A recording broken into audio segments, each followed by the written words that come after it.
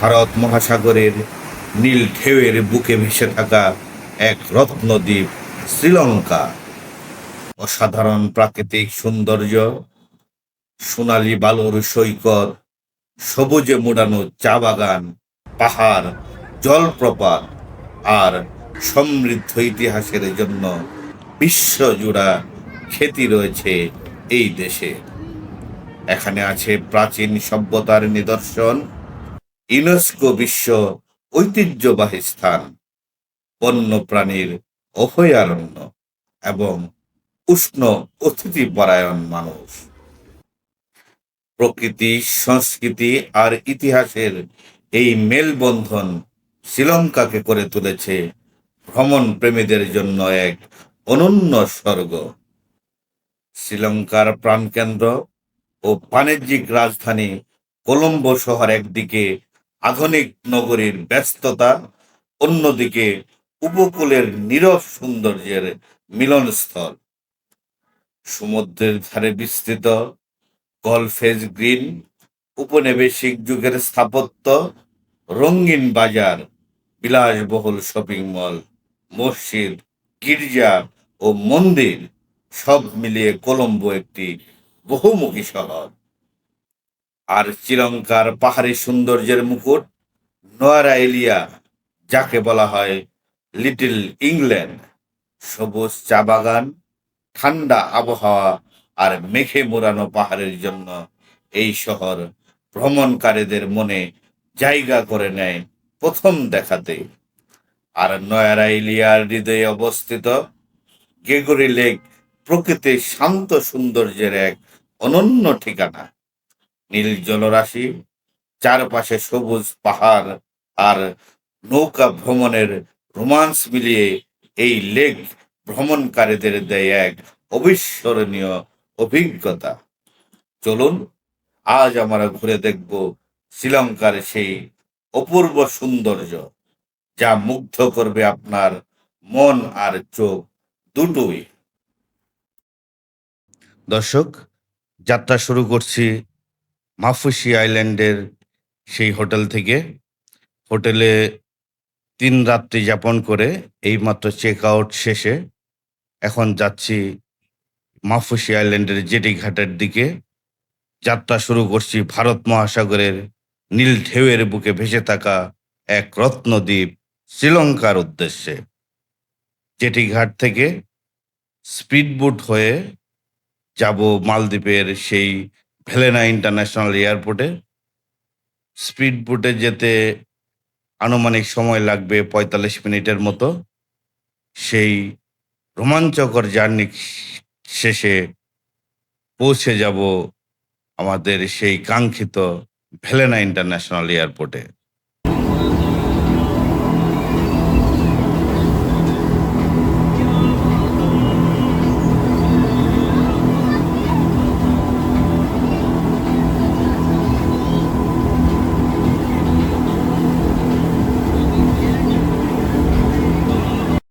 অবশেষে স্পিডবোটের এক রোমাঞ্চকর জার্নি শেষে পৌঁছে গেলাম ভেলেনা ইন্টারন্যাশনাল এয়ারপোর্টের সামনের জেটি ঘাটে। এখন যাচ্ছি এয়ারপোর্টের ভিতরে। এয়ারপোর্টে পৌঁছেই ইমিগ্রেশন সহ এয়ারপোর্টের অভ্যন্তরীণ সকল কার্য সম্পাদন করে এখন উঠতে যাচ্ছি আমাদের কাঙ্ক্ষিত সিটে। কিছুক্ষণের মধ্যেই আমরা উড়াল দিব শ্রীলঙ্কার উদ্দেশ্যে। আশা করছি 1 ঘন্টা 30 মিনিটের মাথায় আমরা পৌঁছে যাব শ্রীলঙ্কার বান্দারনায়ক ইন্টারন্যাশনাল এয়ারপোর্টে। যথাসময়ে পৌঁছে গেলাম শ্রীলঙ্কার কলম্বোয় বান্দারানায়ক ইন্টারন্যাশনাল এয়ারপোর্টে।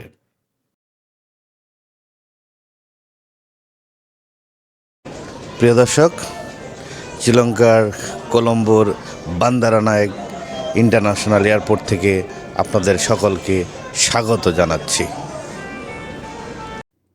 এয়ারপোর্ট থেকে বের হয়েই নির্ধারিত ট্যাক্সি যুগে ছুটে চলছি কলম্বো সিটির দিকে। কলম্বো সিটিতে আমাদের হোটেল নেওয়া আছে, সেই হোটেলেই আমরা যাচ্ছি। ট্যাক্সি যুগে এখান থেকে যেতে আনুমানিক 45 মিনিট সময় লাগবে। আমরা যাচ্ছি এখন হোটেলের দিকে। আমরা ঠিক 40 মিনিটের মাথায় আমরা পৌঁছে গেলাম আমাদের সেই কাঙ্ক্ষিত হোটেলে, ফায়ার ওয়ে কলম্বো। কলম্বো সিটিতেই এই হোটেলটা অবস্থিত। এখানে আমরা 2 রাত্রি যাপন করব, 2 দিন থাকবো। এই হোটেলে আমাদের ব্রেকফাস্ট ইনক্লুডেড সহ আমাদের ভাড়া পড়েছে পার নাইট 20,000 টাকা। চেক ইন করে নিচ্ছি। আমার রুম ছিল ডিলাক্স ফ্যামিলি রুম। আমি অনলাইনে booking.com থেকে বাংলাদেশ থেকেই আমি বুকিং করে গিয়েছিলাম। এখন সেই বুকিংটা আমি দেখাচ্ছি।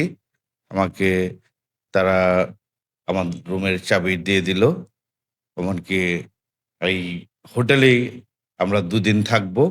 আগামীকাল ঘুরে দেখব কলম্বো সিটির সেই মনোমুগ্ধকর দর্শনীয় স্থানগুলো আপনাদের সাথে শেয়ার করব।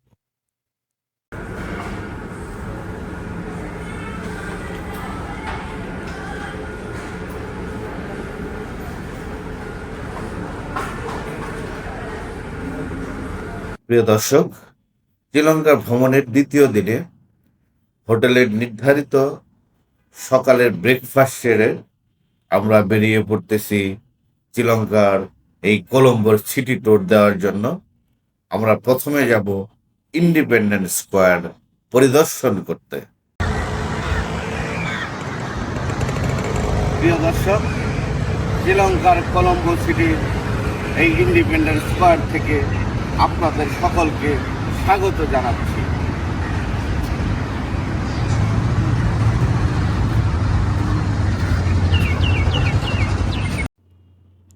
শ্রীলঙ্কার রাজধানী কলম্বোর স্নিগ্ধ সিনেমন গার্ডেন এলাকায় অবস্থিত স্বাধীনতা চত্বর দেশটির গৌরবময় ইতিহাসের প্রতীক।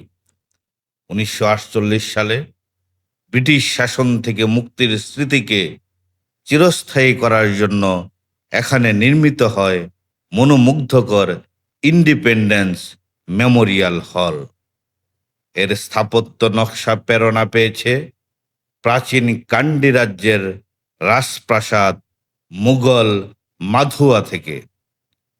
প্রবেশ পথে রয়েছে দেশের প্রথম প্রধানমন্ত্রী DS সেনানায়েক এর ভাস্কর্য এবং চারপাশে রয়েছে সিংহের প্রতীকী মূর্তি, যা শ্রীলঙ্কার শক্তি ও ঐতিহ্যকে তুলে ধরে।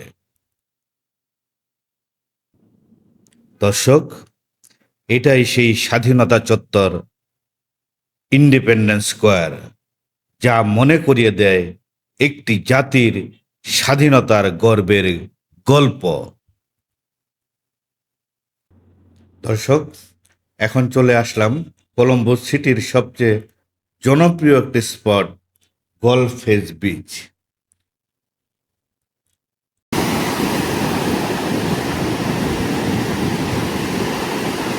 প্রিয় দর্শক,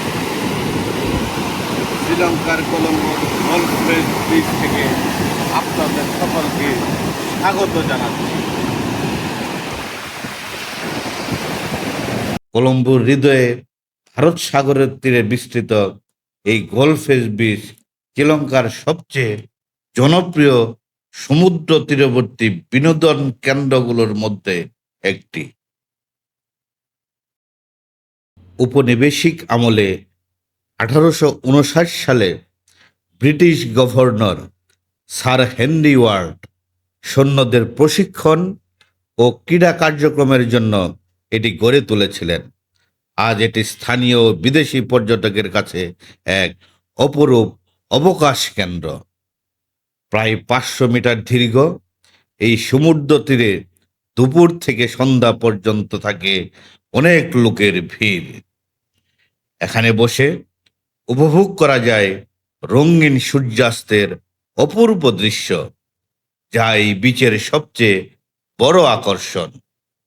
আপনি যদি কলম্বো ভ্রমণ করেন, গলফেজ বিচে একটি বিকেল কাটানো আপনার সফরকে স্মরণীয় করে তুলবে।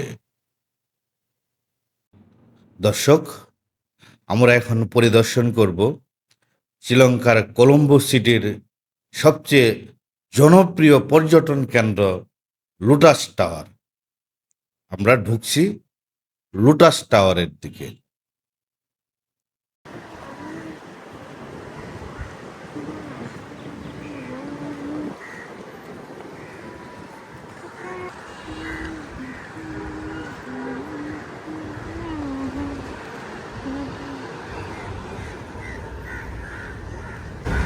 প্রিয় দর্শক, শ্রীলঙ্কার কলম্বো সিটিতে অবস্থিত এই লোটাস টাওয়ারের সামনে থেকে আপনাদের সকলকে স্বাগত জানাচ্ছি। দর্শক, আমি এখন লোটাস টাওয়ারের অবজারভেশন ডেস্কে, তার মানে এই লোটাস টাওয়ারের যে সর্বোচ্চ চূড়া, সেই চূড়া থেকে সেই কলম্বো সিটির পেনোরামিক ভিউ দেখার জন্য আমি টিকিট কাটতেছি। এখানে টিকিটের মূল্য অ্যাডাল্টদের জন্য $20 জনপ্রতি। আপনারা যারা এই কলম্বো সিটিতে আসবেন, লোটাস টাওয়ারে এসে $20 দিয়ে আপনারা টিকিট কেটে সেই লোটাস টাওয়ারের অবজারভেশন ডেস্কে যেতে পারবেন।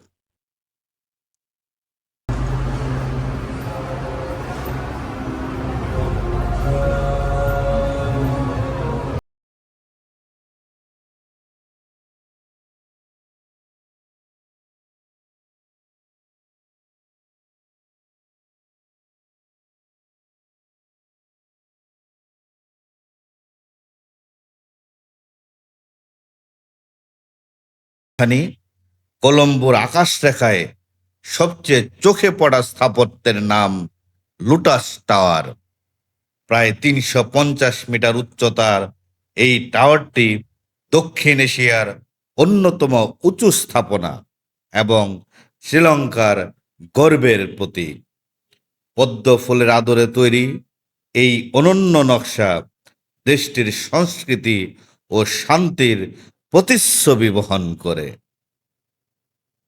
2019 সালে আনুষ্ঠানিকভাবে উদ্বোধন হওয়া লোটাস টাওয়ার মূলত টেলিযোগাযোগ ও সম্প্রসারণ সুবিধার জন্য নির্মিত হলেও বর্তমানে এটি জনপ্রিয় পর্যটন আকর্ষণ হিসেবেও পরিচিতি লাভ করেছে। টাওয়ারের উপরের অবজারভেশন ডেক থেকে 360 ডিগ্রি ভিউতে পুরো কলম্বো শহর, ভারত মহাসাগর এবং আশপাশের সৌন্দর্য এক নজরে দেখা যায়। এখানে রয়েছে রেস্টুরেন্ট, প্রদর্শনী এলাকা এবং রাতে মনোমুগ্ধকর আলো শো, যা পদ্ম ফুলকে নানা রঙে ঝলমল করে তোলে। দিনের বেলার এর স্থাপত্য আর রাতে এর আলো দুটি মিলিয়ে লোটাস টাওয়ার দর্শনার্থীদের জন্য এক অনন্য অভিজ্ঞতা। কলম্বো ভ্রমণে এই জায়গাটি না দেখলে সফর যেন অসম্পূর্ণই থেকে যায়।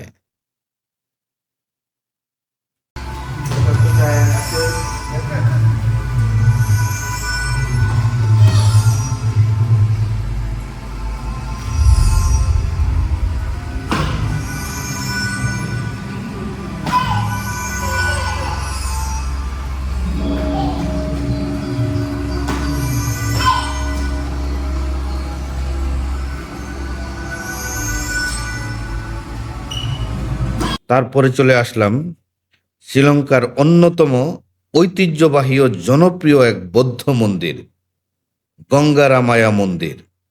আমরা এখন গঙ্গারামায়া মন্দির পরিদর্শন করব। প্রিয় দর্শক, শ্রীলঙ্কার কলম্বোয় অবস্থিত গঙ্গারামা টেম্পল থেকে আপনাদের সকলকে স্বাগত জানাই। And it's the one and the Gangaram temple. Yeah. It's the very famous temple. It's the Colombo city. 150 the old temple. Uncountable Buddha statue here. It's this museum. Yeah, okay. Girl and food. কলম্বোর ব্যস্ত শহরতলির মাঝখানে Beira নদীর ধারে অবস্থিত গঙ্গারামায়া মন্দির হল শ্রীলঙ্কার অন্যতম ঐতিহ্যবাহী ও জনপ্রিয় এক বৌদ্ধ মন্দির। এটি প্রায় 125 বছরের পুরনো প্রচেষ্টার ফল। গঙ্গারামায়া মন্দিরের যাত্রা শুরু হয় 19 শতকের শেষ ভাগে। মন্দিরের স্থাপত্য এক অদ্বিতীয় মিশ্রণ। শ্রীলঙ্কা, থাইল্যান্ড, ভারত এবং চীনা শিল্পকলা একসাথে মিশে তৈরি করেছিল এই গঙ্গারামায়া মন্দির। এখানে রয়েছে মূল বিহার, বিশাল চৈত্য, পবিত্র বোধি বৃক্ষ আর অনন্য স্থাপত্যে সাজানো উপাসনালয়। এর স্থাপত্যে মিশে আছে শ্রীলঙ্কা, ভারত, থাইল্যান্ড ও চীনা শিল্পকলার দুর্দান্ত ছোঁয়া। মন্দিরের মিউজিয়ামে রাখা আছে অসংখ্য বিরল সংগ্রহ, বুদ্ধ মূর্তি, পুরনো শ্রীলঙ্কান ও ডাচ মুদ্রা, ধর্মীয় শিল্পকর্ম, এমনকি একেবারে ভিন্ন ধর্মী কিছু অনন্য নিদর্শন, যা দেখে সত্যি আপনি মুগ্ধ না হয়ে পারবেন না। শ্রীলঙ্কার কলম্বো ভ্রমণে এলে এই গঙ্গারামায়া মন্দির অবশ্যই আপনার ভ্রমণ তালিকায় রাখা উচিত। তারপর এই স্নিগ্ধ বিকালে চলে আসলাম কলম্বোর হৃদয়ে অবস্থিত বিহারা মাহা দেবী পার্কের সামনে। এখন আমরা পরিদর্শন করব বিহারা মাহা দেবী পার্ক। প্রিয় দর্শক, শ্রীলঙ্কার কলম্বোয় অবস্থিত বিহারামা দেবী পার্কের সামনে থেকে আপনাদের সকলকে স্বাগত জানাচ্ছি। পার্কের প্রবেশ মুখে রয়েছে বিশাল সোনালী বুদ্ধ মূর্তি, যা দূর থেকেও নজর কাড়ে। কলম্বোর হৃদয়ে অবস্থিত বিহারামাহা দেবী পার্ক শ্রীলঙ্কার সবচেয়ে বড় এবং সবচেয়ে পুরনো পাবলিক পার্ক। একসময় ভিক্টোরিয়া পার্ক নামে পরিচিত এই সবুজ বাগানটি দ্বিতীয় বিশ্বযুদ্ধের সময় ব্রিটিশ নৌবাহিনীর ঘাঁটি হিসেবে ব্যবহৃত হয়েছিল। পরে শ্রীলঙ্কার মহান রানী বিহারামাহা দেবীর নামে এর নামকরণ করা হয়। আমরা আসছি এই পার্কে বিকালবেলায় ঘুরতে। বিহারামাহা দেবী পার্ক নামটা উচ্চারণ করতে আমার ট্রায়াল দিতে হয়েছে অনেকবার। খুবই সুন্দর পার্কটা, বিশাল পরিসর, অনেক বড় জায়গা। আমরা ঘুরতে আসছি, সারাদিন বিভিন্ন স্পটে ঘোরাঘুরি করেছি। বিকালের টাইমটাতে আমরা আসছি এখানে সময় কাটানোর জন্য। বাচ্চাদেরকে গাড়িতে রেখে আমরা 2 জন আসছি। এই হচ্ছে পার্কের নাম। দেখেন, এখানে রয়েছে অনেক সুন্দর রঙিন ফুলের বাগান, বিশাল গাছপালা, শিশু পার্ক, হাঁটার পথ এবং কৃত্রিম লেক, যা পরিবার ও বন্ধুদের জন্য একটি আদর্শ অবসর সময় কাটানোর জন্য একটি মনোমুগ্ধকর জায়গা। বসন্ত ফুল উৎসব সময় পার্কটি হয়ে ওঠে আরো মনোমুগ্ধকর। কলম্বোর ব্যস্ততার মাঝেও এই পার্ক প্রকৃতি ও শান্তির এক স্বর্গীয় ঠিকানা।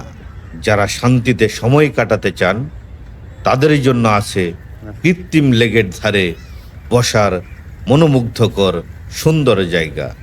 পরিবার, বন্ধু বা প্রিয়জন সবাই এখানে খুঁজে নেয় নিজের মতো একটি সুন্দর মুহূর্ত। শ্রীলঙ্কার কলম্বো ভ্রমণে এলে অবশ্যই এই পার্কটি আপনার ভ্রমণ তালিকায় রাখা উচিত। দর্শক, তারপরে চলে আসলাম কলম্বোর সবচেয়ে ব্যস্ত ও ঐতিহাসিক বাজারগুলোর মধ্যে অন্যতম পেট্রা মার্কেট। রঙিন দোকান, সরু গলি আর অবিরাম মানুষের ভিড়ে ভরপুর এই বাজার স্থানীয়দের পাশাপাশি পর্যটকদের জন্য সমান আকর্ষণীয়। এখানে পাওয়া যায় তাজা ফলমূল, মশলা, শুকনো খাবার, পোশাক, ইলেকট্রনিক্স থেকে শুরু করে হস্তশিল্প, এমনকি সবকিছুই সাশ্রয়ী দামে এই মার্কেটে পাওয়া যায়। বাজারের প্রতিটি গলিতেই রয়েছে ভিন্ন ভিন্ন পণ্যের বিশেষায়িত দোকান। যারা শ্রীলঙ্কায় আসল জীবনধারা, সংস্কৃতি ও স্বাদ অনুভব করতে চান, তাদের জন্য পেট্টা মার্কেট ঘুরে দেখা একেবারেই মিস করার মতো নয়। তারপর চলে আসলাম শ্রীলঙ্কার হৃদয়ে অবস্থিত ঐতিহ্যবাহী এই লাল মসজিদটি পরিদর্শন করতে। রেড মসজিদ বা জামিউল আলফার মসজিদ শ্রীলঙ্কার অন্যতম দৃষ্টিনন্দন স্থাপত্য কীর্তি। 1908 সালে নির্মিত এই মসজিদটির বিশেষত্ব হল লাল সাদা ইটের অনন্য নকশা, যা দূর থেকেই চোখে পড়ে। এর স্থাপত্যে রয়েছে ভারতীয়, ইসলামী ও ইউরোপীয় ধাঁচের এক চমৎকার মিশ্রণ।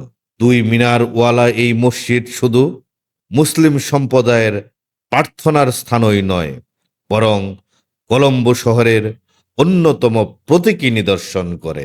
দিনের আলোতে এর লাল সাদা প্যাটার্ন যেমন নজর কাড়ে, ঠিক তেমনি সন্ধ্যার আলোয় এটি হয়ে ওঠে আরও মনোমুগ্ধকর। শ্রীলঙ্কার ইতিহাস, সংস্কৃতি ও ধর্মীয় বৈচিত্র্য অনুভব করতে চাইলে রেড মসজিদে একবার ঘুরে আসা অবশ্যই উচিত। প্রিয় দর্শক, শ্রীলঙ্কার কলম্বো সিটিতে 2 দিন থেকে কলম্বো সিটির বিভিন্ন দর্শনীয় স্থান পরিদর্শন করে আজ আমরা এখন যাচ্ছি শ্রীলঙ্কার পাহাড়ি সৌন্দর্যের এক রত্ন নোয়ারা এরিয়ার দিকে।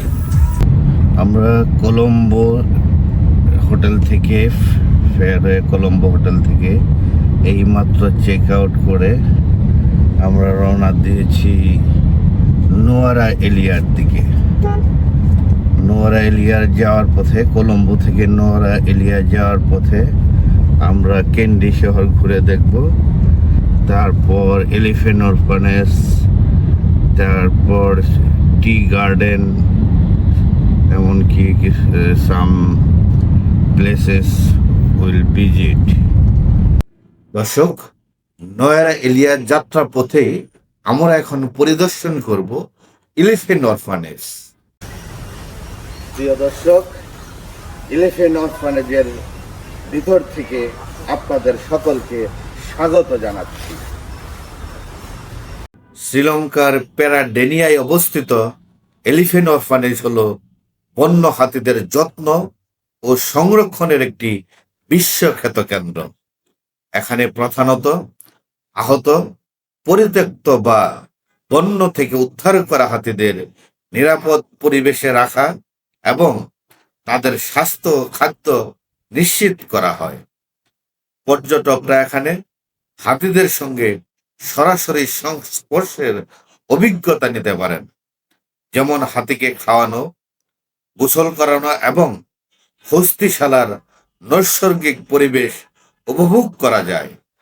এছাড়াও এখানে হাতিদের ইতিহাস, সংরক্ষণ প্রক্রিয়া এবং শ্রীলঙ্কার বন্যপ্রাণী সংরক্ষণ বিষয়ে শিক্ষামূলক তথ্য এখানে পাওয়া যায়।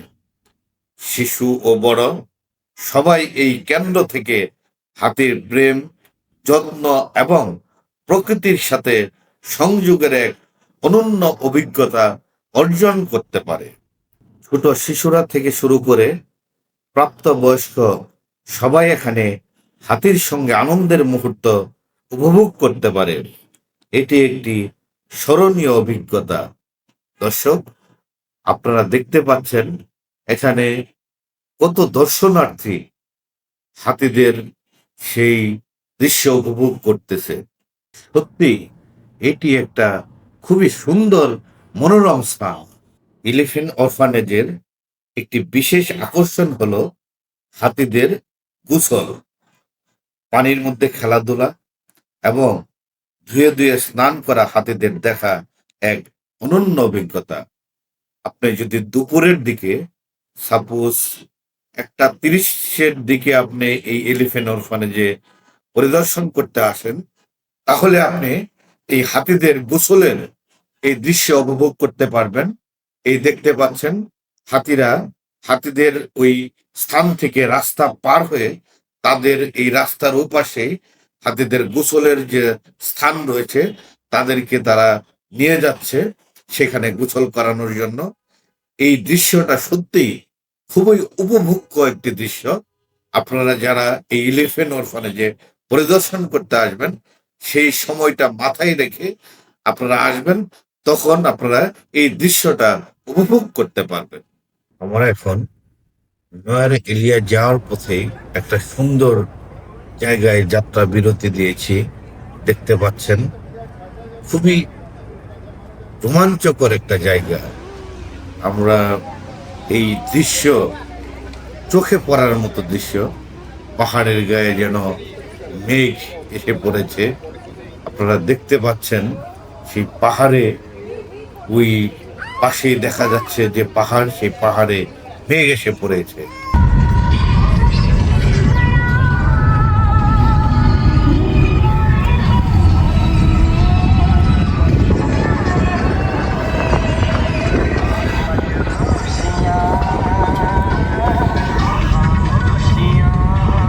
This food name is We call Rabutan.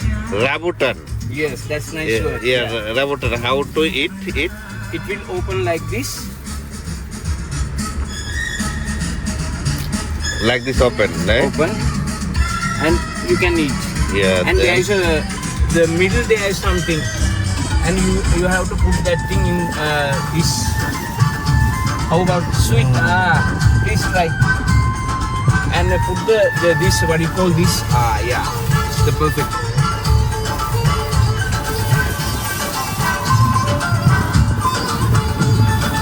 Tasted. Super, no? Okay. Yeah. And this one. You take one. Okay, super. No issue. Thank you very much. Colombo থেকে নয়ারে এলিয়া যাওয়ার পথটি ভ্রমণকারীদের জন্য এক অসাধারণ অভিজ্ঞতা। এই সড়ক পথে উঠতে উঠতে ধীরে ধীরে সমুদ্র পৃষ্ঠ থেকে উঁচুতে চলে যায় রাস্তাগুলো। চারপাশে সবুজ পাহাড়, বিস্তীর্ণ চা বাগান আর ঘন জঙ্গলের মনোমুগ্ধকর দৃশ্য চোখে পড়ে। আঁকাবাঁকা পাহাড়ি রাস্তার দুই পাশে কখনো জলপ্রপাত ঝরে পড়ে। খুবই মনোরম একটি দৃশ্য দেখা যায় এই রাস্তায় চলতে চলতে। আবার কোথাও দেখা যায় ছোট ছোট নদী আর খাল। যত উপরে ওঠা যায় আবহাওয়া তত ঠান্ডা হয়ে আসে এবং কুয়াশায় ঢেকে যায় পাহাড়গুলো। এই দেখতে পাচ্ছেন কুয়াশায় ঢেকে গেছে। আমরা যত দূর যাচ্ছি তত উপরে উঠতেছি, এমনকি তত ঠান্ডা আবহাওয়া অনুভব করতেছি। পথে পথে চা বাগানের শ্রমিকদের কাজ করতে দেখা যায়, আর তাদের পাশে রঙিন ফুলে ভরা বাগান পরিবেশকে আরো মনোরম করে তোলে। নোয়ারা এলিয়ার পথে পাহাড়ি আঁকাবাঁকা রাস্তা, গভীর বন, ঝর্ণা আর প্রকৃতির শীতল সৌন্দর্য ভ্রমণকারীদের মনে এক অবিস্মরণীয় স্মৃতি করে তোলে।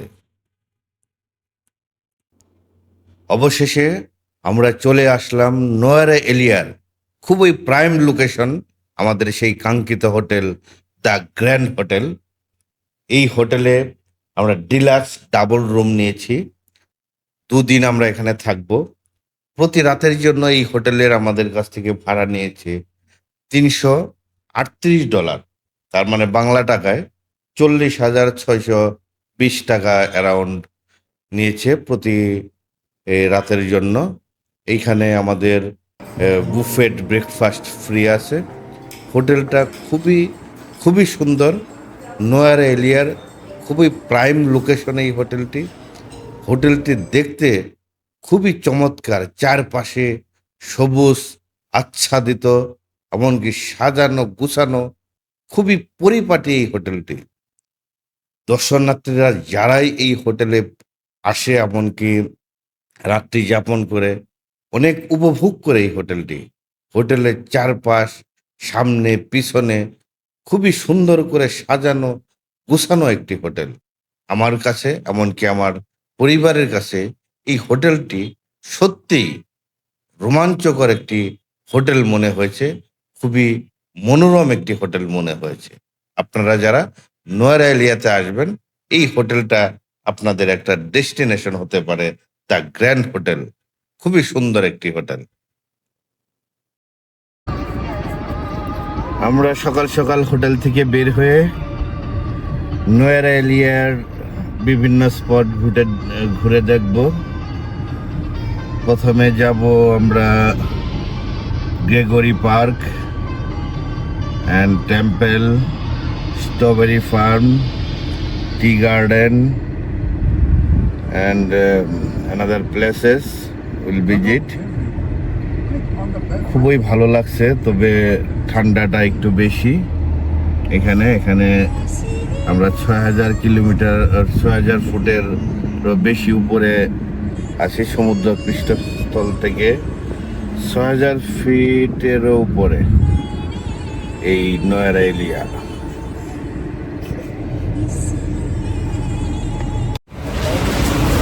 নয়রা এলিয়ার মার্কেটে, এই হচ্ছে নয়রা এলিয়ার অবস্থিত মার্কেট, মেন মার্কেট, রাস্তার দুই পাশে আপনারা দেখতে পাচ্ছেন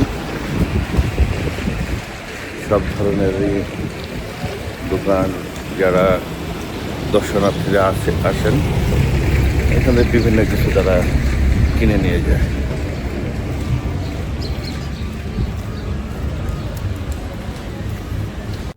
দর্শক, তারপর চলে আসলাম নয়রা এলিয়ার স্থানীয় একটা টেম্পল পরিদর্শন করতে। এই টেম্পলটা ঠিক এই দেখতে পাচ্ছেন, এক পাশে পাহাড়, পাহাড়ের পাদদেশেই এই টেম্পলটা স্থাপিত হয়েছে। এই টেম্পলটা অনেক দর্শনার্থী এখানে পরিদর্শন করতে আসে। নয়রা এলিয়া যারা ঘুরতে আসে তারা সবাই এই টেম্পলটা পরিদর্শন করতে আসে। শ্রীরামাজায়াম টেম্পলের সামনে অনেক তুষার পড়তেছে, দেখতে পাচ্ছেন।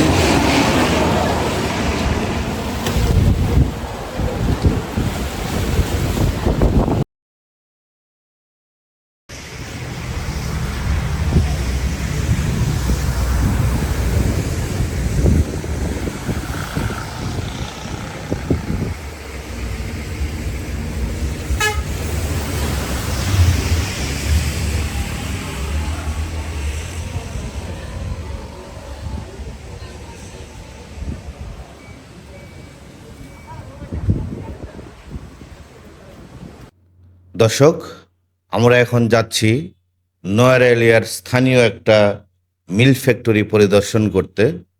চলে এসেছি হাইল্যান্ড মিল ফ্যাক্টরি পরিদর্শন করতে।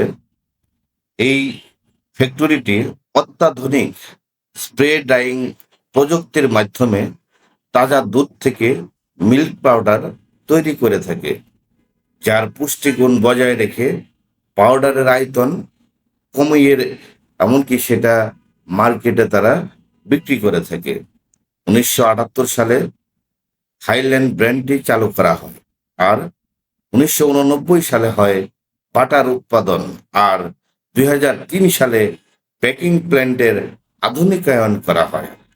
বর্তমানে এখানে দিনে প্রায় ৩০,০০০ প্যাক মিল্ক পাউডার উৎপাদন করা হয়। সেই সাথে অনেক বাটার তারা এখানে উৎপাদন করে থাকে।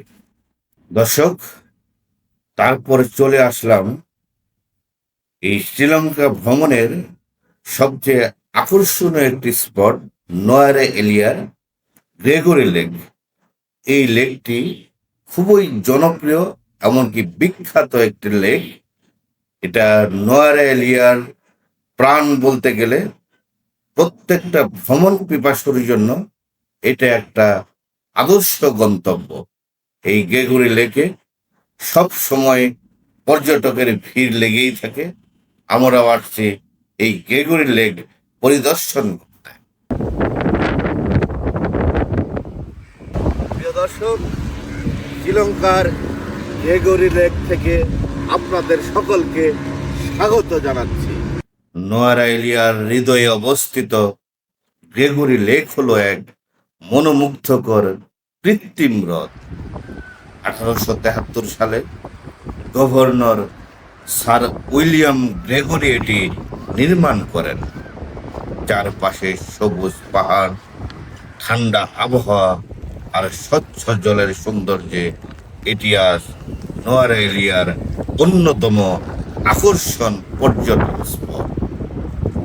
এখানে নৌকা ভ্রমণ, হর্স রাইডিং, এমনকি লেকের ধারে হাঁটা এবং পরিবার নিয়ে সময় কাটানোর দারুণ এক ব্যবস্থা রয়েছে। পর্যটকদের জন্য গ্রেগরি লেক এক স্বপ্নময় বিনোদন কেন্দ্র, যা নোয়ারা এলিয়ার ভ্রমণকে করে তোলে আরো রঙিন ও আনন্দময়। শ্রীলঙ্কার নোয়ারা এলিয়ায় ভ্রমণে এলে এই গ্রেগরি লেকটি আপনার জন্য হতে পারে একটি আদর্শ গন্তব্য। প্রিয় দর্শক, আজ এখানেই শেষ করছি। নতুন নতুন জায়গায় ঘুরে বেড়ানোর গল্প নিয়ে আবারও ফিরব খুব শীঘ্রই। ভালো থাকুন, নিরাপদে থাকুন। ধন্যবাদ।